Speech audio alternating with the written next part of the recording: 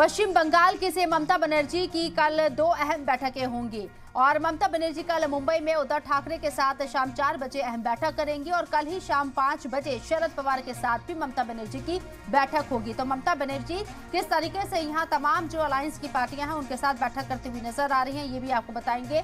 CM Mamata Banerjee की कल 2 अहम बैठकें होने वाली हैं। ममता बनर्जी कल मुंबई में उद्धव ठाकरे के साथ मीटिंग करेंगी शाम 4 बजे और फिर उसके बाद कल ही शाम 5 बजे शरद पवार के साथ भी वो बैठक कर सकती हैं। ये भी खबरें हैं। ममता बनर्जी मुंबई के दौरे पर रहने वाली हैं और आपको बताएं कि यहाँ एक तरफ उद्धव ठाकरे से वो मुलाकात करती हुई नजर आएंगी तो ठीक 1 घंटे के गैप में ही वो दूसरी तरफ शरद पवार से भी मुलाकात कर सकती हैं। और 2 मीटिंग 2 बड़ी बैठकें कल ममता बनर्जी मुंबई की जो लीडरशिप है उसके साथ करती हुई नजर आएंगी।